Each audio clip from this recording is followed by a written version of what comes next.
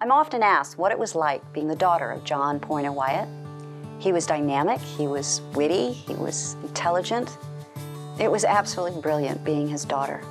My father, John Poyner Wyatt, was born in 1916 in Winnipeg, Manitoba, Canada. His parents were Charles Albert Wyatt and Ellen Poyner Wyatt.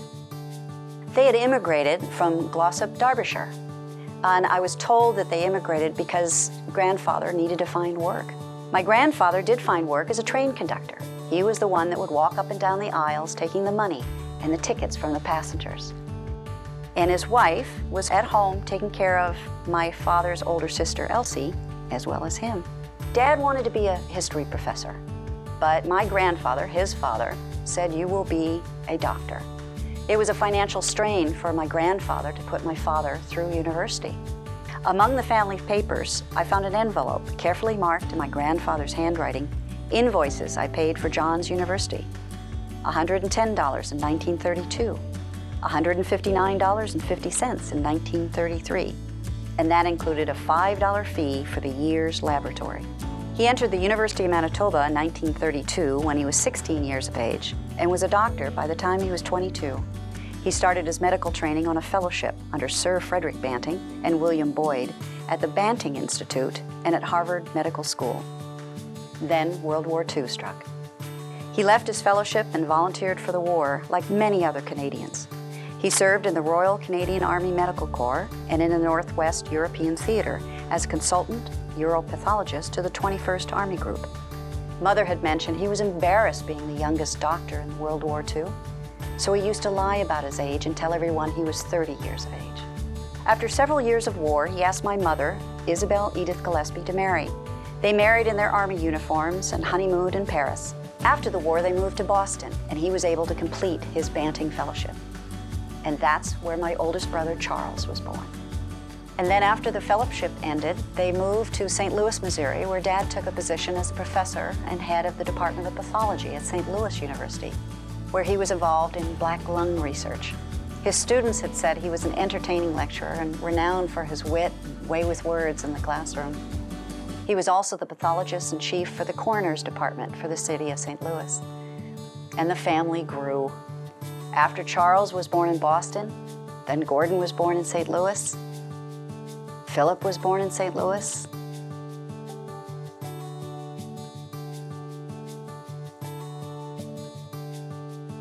finally me, and I am the youngest.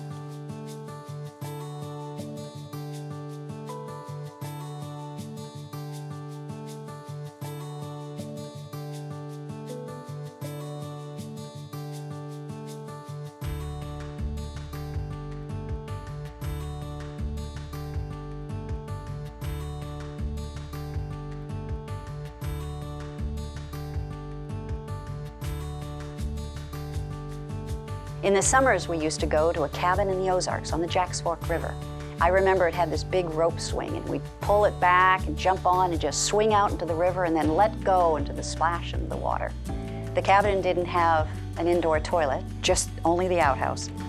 His best friend, Davis Biggs, also had a cabin on the river, and we spent hours upon hours with the Biggs children, building lifelong friendships. Around 1964, we moved to Winnipeg, and Dad became the head of pathology at the University of Manitoba and completed more research. Yet I remember summers at one of his friends' cabins at Fox Lake in Lake of the Woods. It was an old coeur de bois cabin built on freshwater lake and quite rustic. No running water, no electricity. Moose and deer would come to the shore and drink water, and Mother would lay out bed sheets or our clothes to be cleaned in the sun, and she'd have to chase the deer off because they'd be walking over our clothes. And we had to watch out for bears. My brothers and I would fill buckets of water from the lake and carry them up the path to the cabin.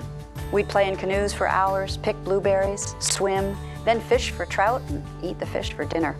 There was an old Spanish sword above the fireplace.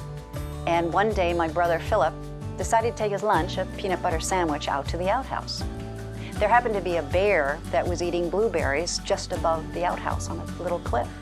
Well, the bear wanted that peanut butter sandwich, came off the cliff and went to the outhouse and started shaking the outhouse. There was only one thing that Philip could do, which is yell, "Dad!" So Dad grabbed that old Spanish sword and went out and attacked the bear, pretty much chased it off without any injuries to bear, Philip, or the peanut butter sandwich. I remember brushing my teeth at the end of the dock, and it turned around and there was a bear just standing at the shore side of the dock looking at me. I froze, and the bear just sauntered away. It was wonderful to spend summers there. In the evenings, we would play cards, read comic books by kerosene light.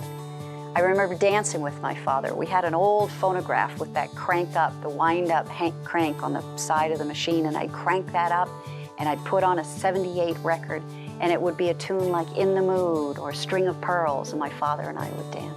In 1974, he was offered a position at Lexington, Kentucky, to head up the Tobacco and Health Research Institute.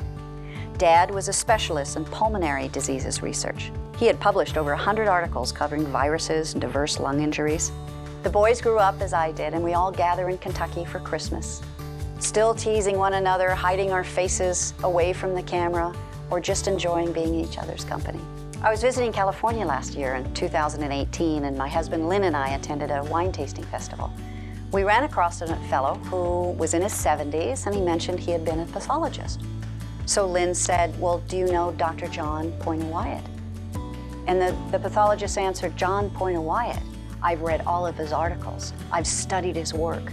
He is a rock star. He is a rock star in the medical field." My father, the rock star. It was absolutely brilliant being his daughter.